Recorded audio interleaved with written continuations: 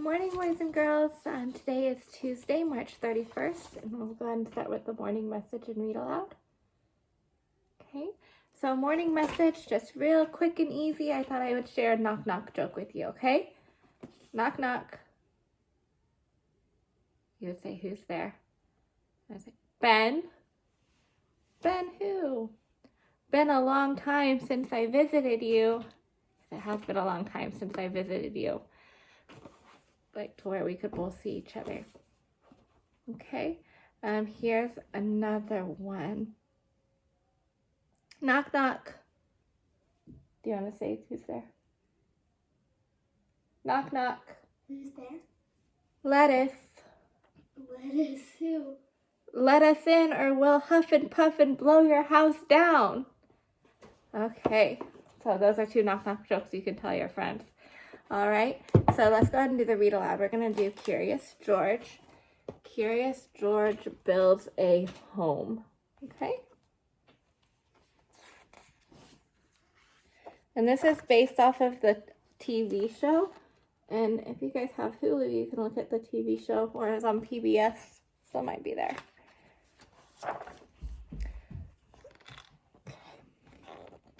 It was a perfect day for sitting on the balcony, eating apples, drinking juice, and drawing, all at the same time.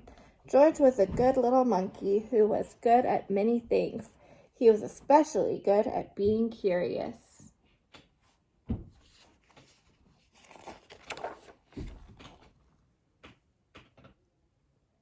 Today, George was curious about a bird. He had seen a lot of pigeons, but none wearing an ankle tag.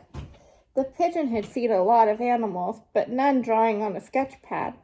They spent the morning watching each other.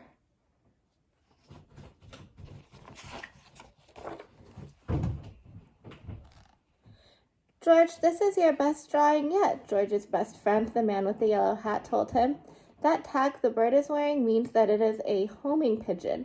They're special birds that always return home. George looked hopeful. Homing pigeons have special homes, the man added. Our apartment is not a good home for a bird.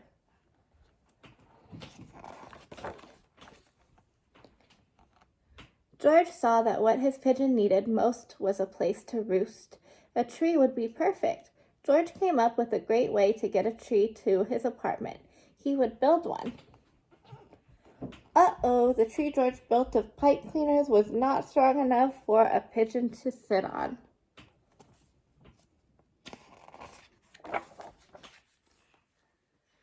George thought of another idea. With clay, George could make a tree as big and thick as he wanted. But George must have used too much water because the tree made of clay did not hold its shape.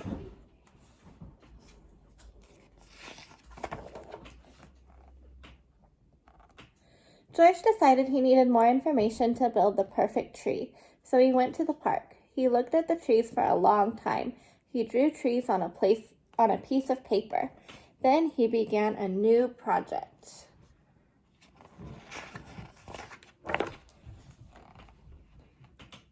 It took him a long time to build, but finally George revealed his masterpiece.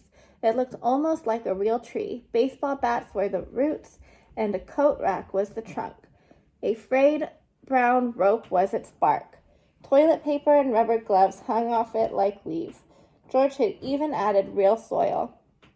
George's friend, the pigeon, hopped onto a branch. He settled in.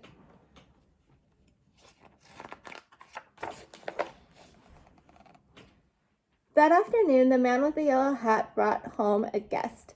It was the doorman. He had lost one of his pigeons that he kept on the roof. When they entered the apartment, they found a big mess.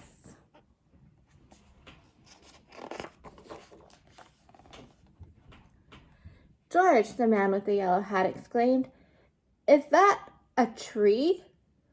George nodded proudly. Now that he had the perfect home, the bird could live with them forever. But the doorman had missed his pigeon. When he called out, "Compass," the happy bird flew right into his hands.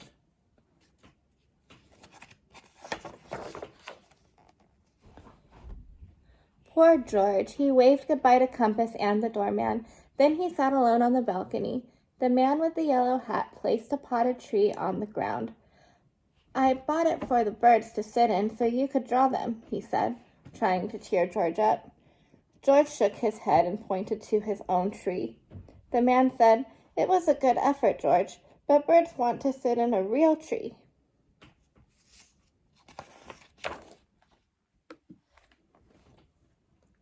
But to George's delight, the birds did not agree with the friend, not at all.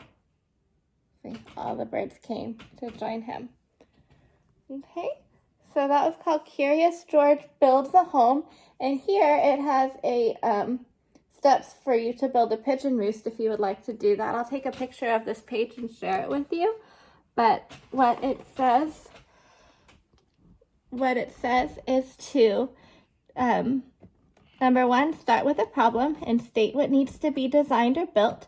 Then develop a design or make a sketch for solving the problem. And then build a model. If it works, great. But if it doesn't, then just make changes to your design and try again. And be patient because it could take you several tries. So it asks if you can point to the first step and to the second and so on. Okay? So I'll take a picture and I'll post this on Dojo and Facebook so that you all can see that.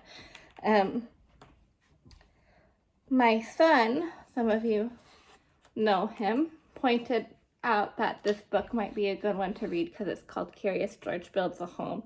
And he said that we're supposed to all be staying at home right now, so he thought Curious George Builds a Home would be a good choice of books to read. Okay, so that is for the read aloud. So I'm going to talk really quick about reading and social studies. So let me here's reading.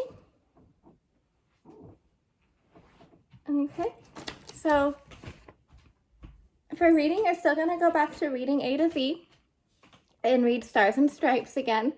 But today you're going to listen to the story, but you're going to try and read with it. So while it's talking, you're going to try and say the words at the same time so that if you're struggling with a word, then it'll tell you what the word is. But try reading with it, okay? Just like we do in class when we're all reading together. So you'll just pretend that the person reading on Reading A to Z is just somebody next to you reading with you, and you're both pointing at the words and reading at the same time. Okay, so that's what you're going to do for reading for Stars and Stripes. For science,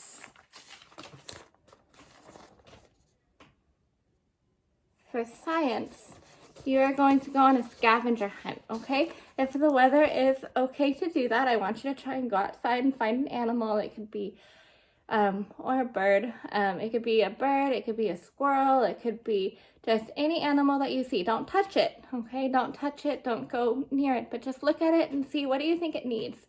What do you think that it needs to survive? What does it depend on outside if people aren't feeding it? Okay, what can it use that's outside to survive? And I want you to draw that animal and write a sentence about what it needs, okay, in order to survive, just like we talked about yesterday and like you saw in that video yesterday. And you can also watch that video again if you need to, okay? Or watch the YouTube video of me, just the science part from yesterday if you want to go over the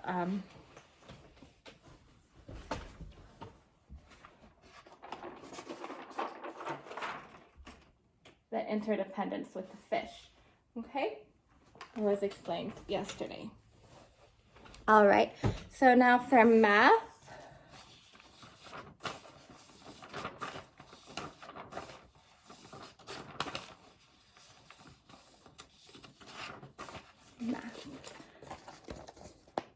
Math.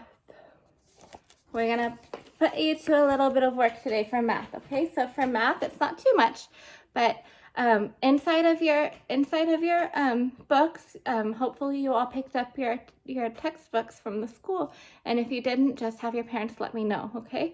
And what you're going to do is you're going to get the math book, the Envision. That's the big long. It's a black book, And you're going to get the one that has the 2 on the spine, volume 2, and you're going to go to and do pages 679 and 680, okay? So you're going to do those 2 pages, 679 and 680, and they're just talking about how to divide things up into equal parts, just like the Brain Pop video talked about yesterday, and just like we talked about yesterday in math for fractions, okay? So that is everything for today. I hope that you all enjoy your week, and I will see you again tomorrow. Bye.